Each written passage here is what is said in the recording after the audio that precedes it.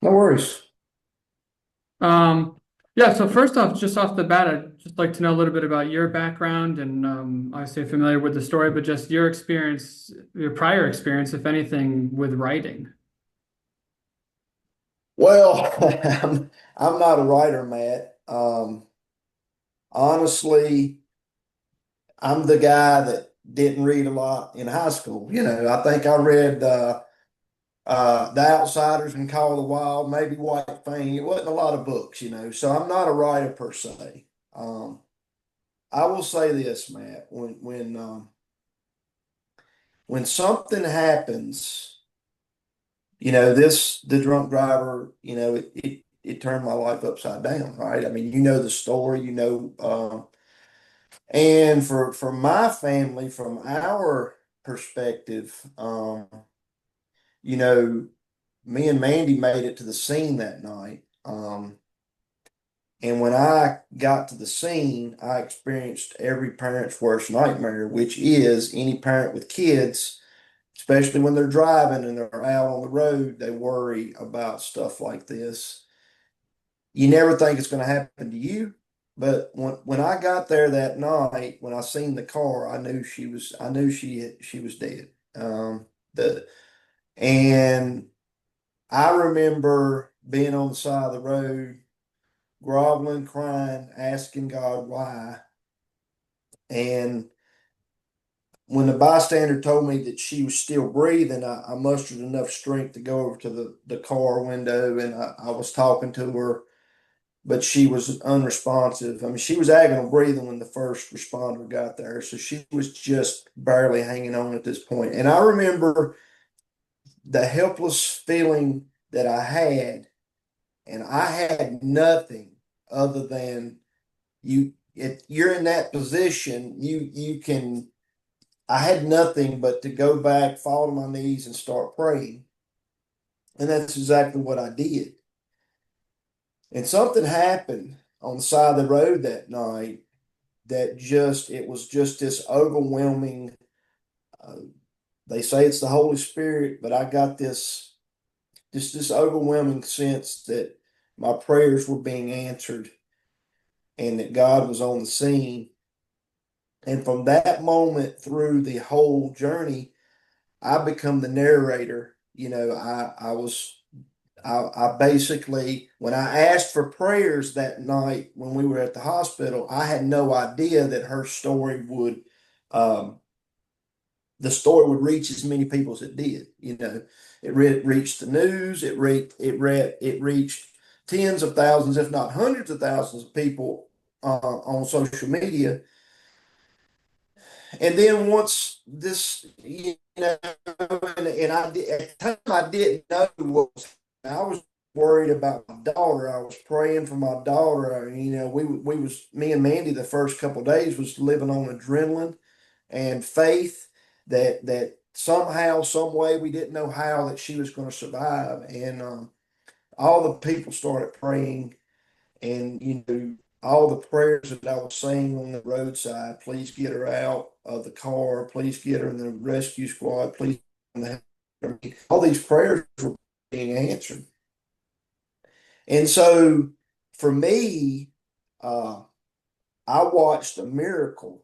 I watched it from the time it happened through her surviving those first critical days in the hospital, for the few weeks she was in a coma, to the 63 days we spent. And then after that, Matt, I watched her heal, and no doctor, no surgeon, nobody could tell me how it was happening. I mean, Lauren had a brain out injury, which meant her brain was in her forehead. I mean, you could see it protruding through.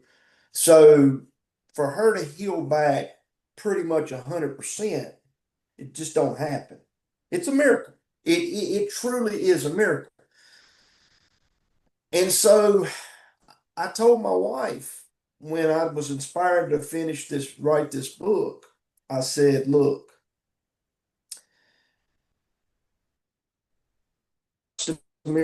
and God answered every prayer. Everybody that was praying for her, he answered all these prayers. The entire community was praying for my daughter.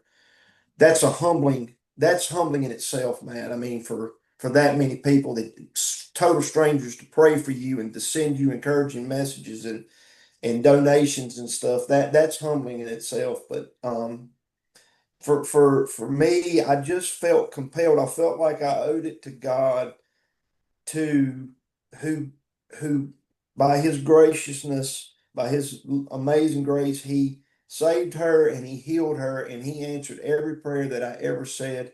And it was such a miraculous story. I felt like I owed it. I wanted to share it with the world. I'm not. I was. I did it for the money. I did it so other anybody that wants to read this story knows that miracles still happen, and it did happen to my daughter, and I just felt compelled to, you know, finish the book. It turned out really good. Um, I did have I did hire a team to help with the editing and the marketing um, and things like that helped me through the process. So I mean, you know. The book turned out really good. It's got I think it's got like 86 positive reviews on Amazon, and everybody from my community from the Patrick County area. I have sold a lot of books at the local bookstore, the Honey Pot on Main Street in Stewart, and it's available on Amazon. It's available on Barnes and Noble. Maybe for the most part, that marketing team help me put it on all your online retailers. So it is available. I mean, you can Google, and I was delivered from the lion's mouth, and lots of opportunities to buy the book online will pop.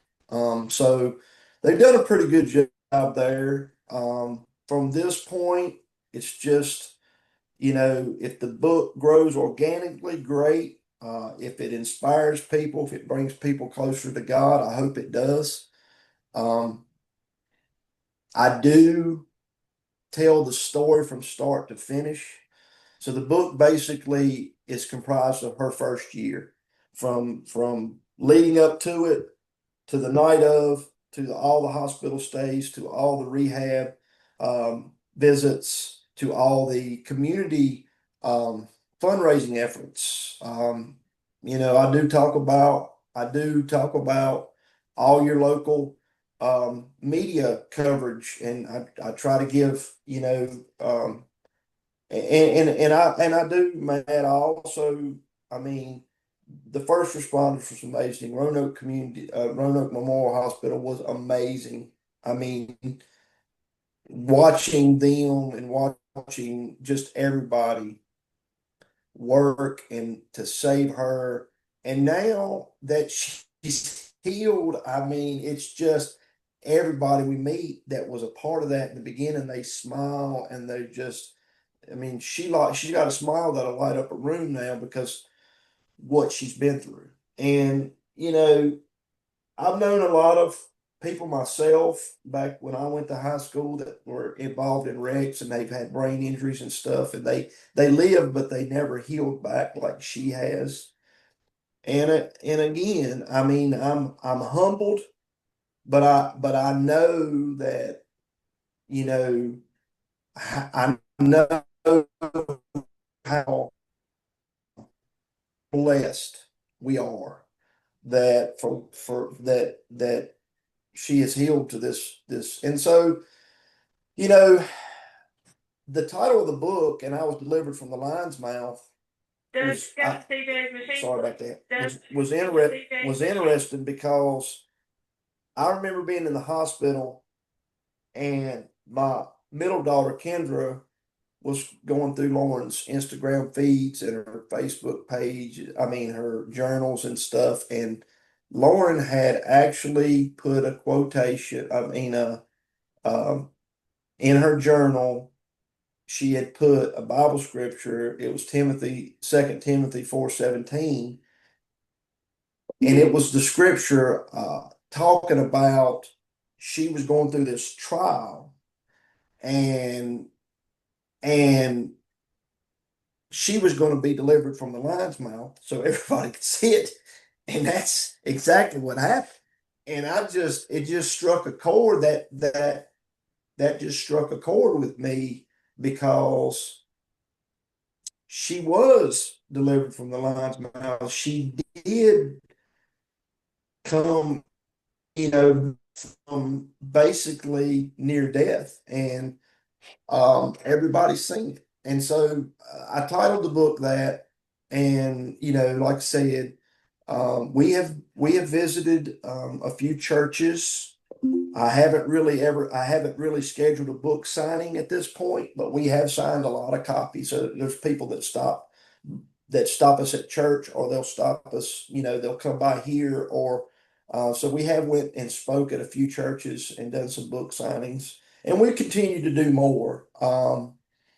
Anybody that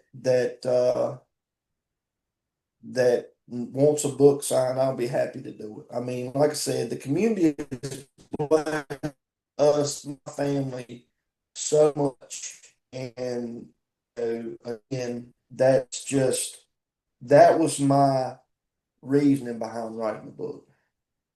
Gotcha, gotcha. So, what was, I guess, the writing process like, or trying to compile all this information that you had and this journey into a comprehensive narrative of what happened? Yeah, so I went back through my Facebook posts and notes, and obviously I remembered everything. And you know, my wife, because it took me months and months and months. I mean, and my wife, she asked me several times, she's like, "Do you want to?" I said, "I'm gonna see it through." Again, I felt like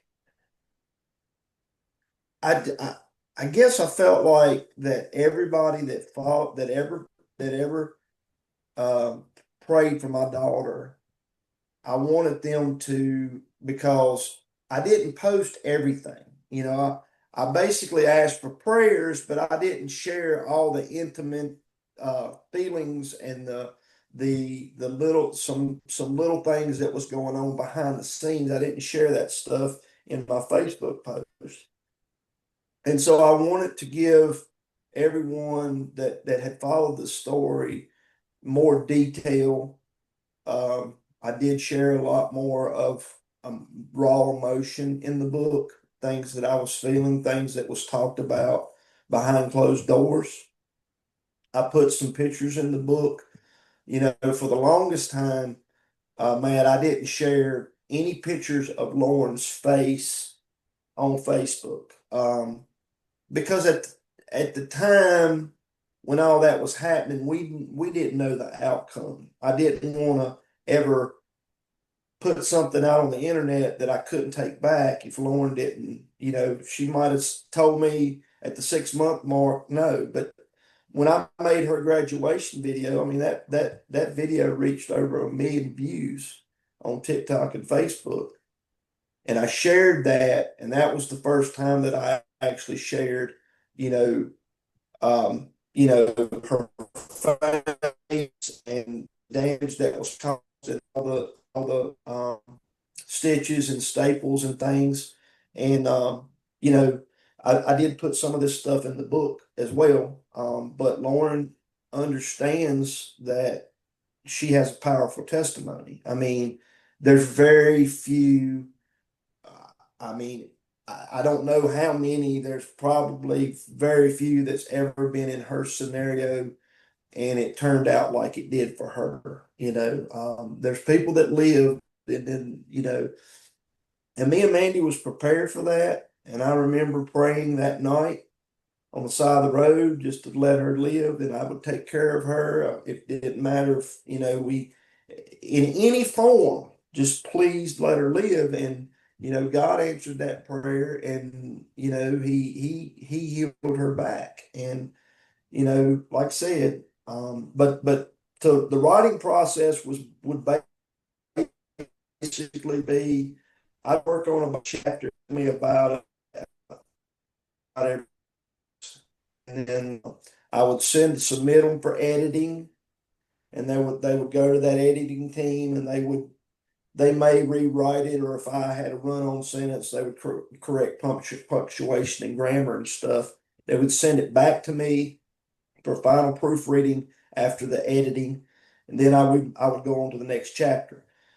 Next chapter would same process. At the very end, I sent through to another editor that done the final proofread. I designed the cover myself. It's actually AI generated, but I mean it's the cover, it captures everything that uh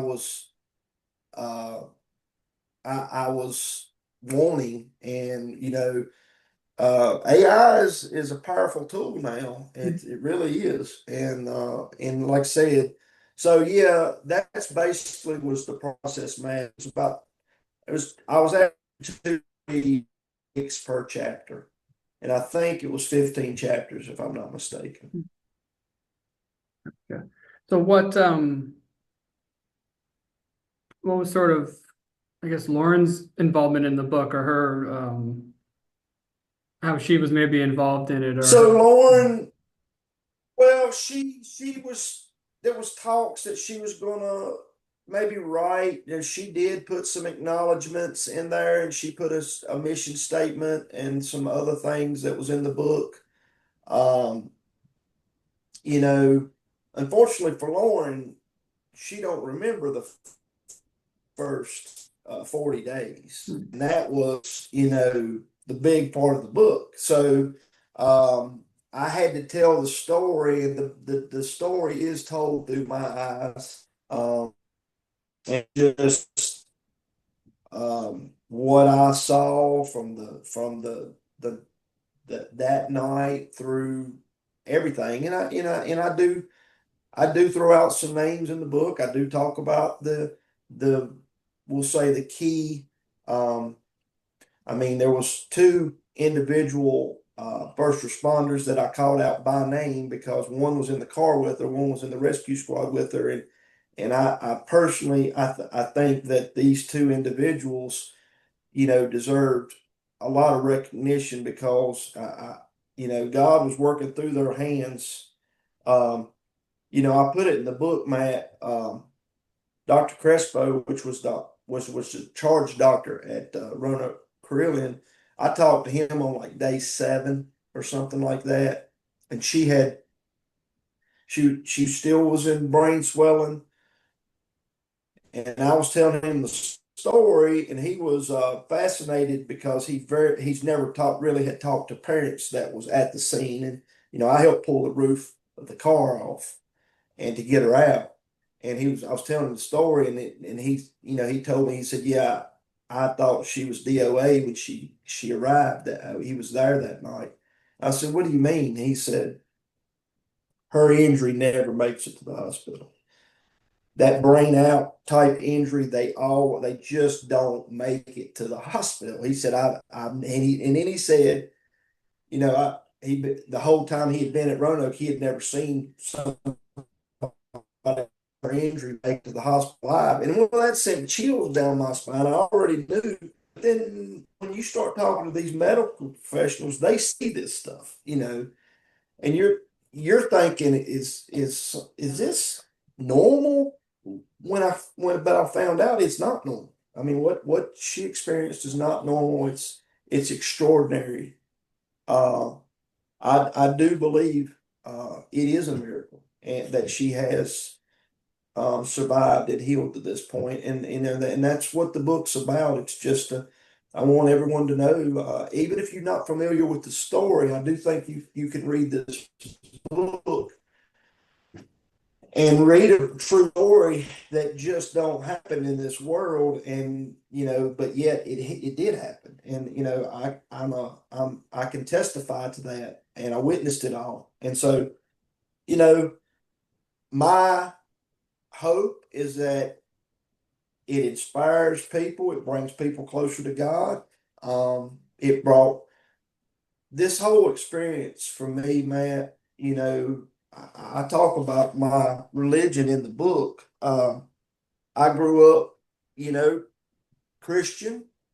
Um, and then my wife and kids, they went to church every Sunday religiously, and I would go work on the farm. I would bale hay, or I would, try to get ahead and doing normally farming stuff. And I'd go with them every now and again. But after seeing what I seen, I know why my daughter's here. I know who's responsible, and I give him all the glory because God did save her. And I think she's got a powerful testimony. And I don't know what her life's going to hold. I mean, it might have altered her career path. But you know, I don't, she wanted to be a nurse before this happened. Her mom's a nurse. Now she's been working at Woolline Elementary School with little kids, and she really likes it. So she might end up being a teacher. I don't know what the future holds for her. I just know that for the rest of her life, she's got this amazing testimony that anybody that wants to stop and listen would love to hear, because it's pretty powerful. Hmm. Yeah, and I wanted to ask how Lauren is and what she's up to. So Lauren, right now, she qualified for the DARS program, which the DARS program in the state of Virginia helps uh, people with brain injuries, autism. It's a state funded program that helps people with, like I said, that's had brain injuries, autism, be reintroduced to the workforce. So through that program, she has been working at Woolline Elementary School as an aide, a teacher's aide, and it's been amazing. She was having to relearn. She went through all the processes um, from the time she come out of a coma to probably for the probably first 6 or 7 months, she had to relearn her social behaviors. Her personality was altered. Well, while her brain was healing, me and Mandy had to go back, putting our parents on, almost re-teaching her like we did when she was 2 and 3 years old. You can't do that. You can't say that. We was having to um, help her relearn socialization, and this job really done an amazing job when she started last August, which was what 7, 8 months after her accident. I watched her really start coming out of her shell again, and it really helped her relearn how to socialize and interact with other her coworkers, the teachers, the students, and it just I believe that was another thing that just helped her get to this point. But she's doing amazing. Lauren's doing amazing. Oh, that's amazing. Yeah. I would say she's held back 99%. Hmm. That 1% might just be a slight personality. She's a lot more outspoken now, Matt. She was an introvert before this. She's real quiet, real shy. Um, Now she don't know a stranger to talk to anybody. So and if that's the way God he wanted her to be, I think that's probably because I mean she has done a couple public speaking events which she would have never done before. She never got up in front of a church and talked, and she can do that now. So I think that was probably by design. Hmm. You know. Interesting. Yeah.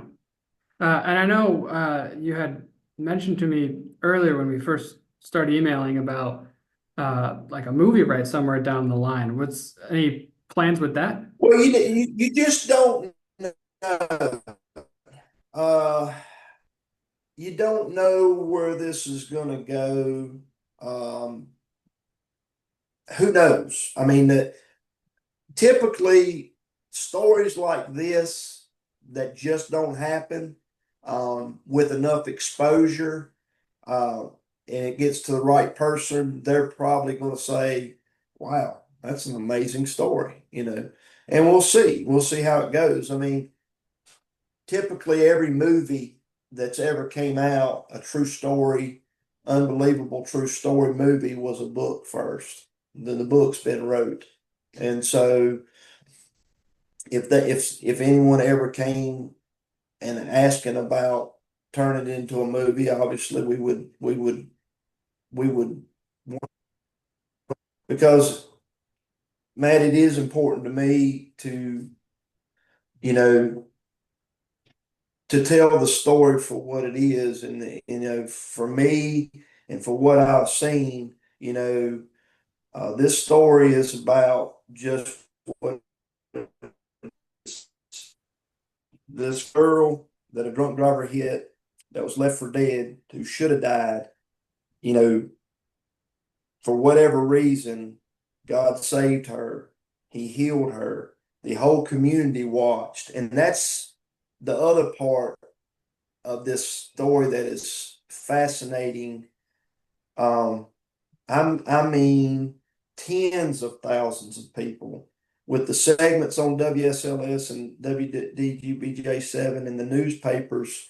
It got a lot of exposure. So everybody was rooting for her. I mean, everybody was, praying for her. And then, everybody almost got a chance to watch this miracle unfold in real time. And then everything you prayed for come to fruition, and it's just heartfelt. It's amazing. It's truly one of those stories that you pray will happen, and it did. And I think that's why so many people, are just, I mean, Lauren is kind of a local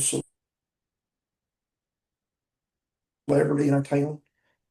And she didn't ask to be put in this position, but she's handled it so amazing, Matt. I mean, she has never asked, why me? Why did this happen to me? She never got bitter. Um, she could have. A lot of people would, but not her. She's a special kid, and I think, I mean, I think that, you know, I just think that she's handled it better than I don't know anybody that can handle it good. She's just an amazing person. And And go ahead. oh, I was just curious, just to notate what town y'all are from. So we live in Patrick County, uh, a little community called Woolwine, which is basically about 6 miles below the Blue Ridge Parkway, 12 miles from Floyd. So, when her and Micah were dating and she was riding with Micah, uh, um, their houses are 12 miles apart. And, he was driving her home, but he had not had his license but a couple of weeks. And, the drunk driver that hit him, uh, I think the trooper said the guy was doing 66 miles an hour on the wrong side of the road. And what's they were turning, that Micah had done started slowing down because he was getting ready to turn in 100 yards into our back road that we live on. So, I mean, he was 100 yards away from being off Route 8. And, you know, the drunk driver is pulling, I think they gave him 4.5 years. And they're going to give him credit for time served. On good behavior, he could possibly get out in, less than 3, I'm told. And, all Lauren says about that, hopes he finds Jesus, hopes he rehabilitates, and he never does it to anybody else. And that's all I want. Like I said, me and Mandy, we've been so humbled by God's grace and the local community. Everybody. Um, I have no hate in my heart for anybody. It really has changed me as a person. I mean, before this accident, I was a lot more selfish. I was chasing like everybody else. And now, after watching people that gave donations that couldn't afford to give, and people taking time out, volunteering time to organize t-shirt drives and bracelet drives and things like that. I mean, it just humbles you. And so now, um, like I said, the book, I would love for the book to take off in sales where it would make a little bit of money. I could give back. I've already promised to try to give back proceeds to the local first responders from our area, the rescue squads and the fire departments. They was instrumental in getting her out of that car and getting her to the hospital. And the Ronald McDonald House, I can't say enough about them. We use their services, so now I find myself donating to the Ronald McDonald House because it was just people take all this stuff for granted. I did. I had no idea until you're put in the situation we're in, and that's when you realize how blessed we are to have all of these people, these volunteers, and these places that are willing to help families in crisis. And it's just when you're in that crisis, all you have is time to worry about, your family member, or the health of your family member, and that's all you got can put your, focus on. So all of these other things being taken care of, like the Ronald McDonald House, I mean, that was just amazing. But but yeah, so that's the plans there. And like I said, I really don't know. The marketing team that I had hired, they're working on a marketing strategy right now to start. Um, it's actually supposed to start in October, is what they're telling me. So to help grow the online traffic, so where people can find the book. Right now the only people that's going to buy the book is the ones that know the story that from our local community, because it's just coming from basically my marketing on Facebook and then word of mouth, the ones that's bought it. But yeah, so Gotcha. And I was wondering, I'm planning on buying the book, reading it, and kind of doing a review of it at some point. But I was wondering if it would be possible for you to send me a JPEG or PDF of the cover so I can put that. absolutely. Cool. I will send you several things for your, if you want to put with it, but I'll send you several pictures that you may find interesting that would go along with this story. Cool. That'd be great. Yeah, planning on running it Friday morning. Okay, nice. Well, I Cool. appreciate it, man. I appreciate you reaching out to me. And like I said, if you got any follow up questions or anything, you can reach back out to me, email or but I do appreciate your time. Yeah, I appreciate your time as well. Okay. All right. Take care. Yep, yep, you too. All right.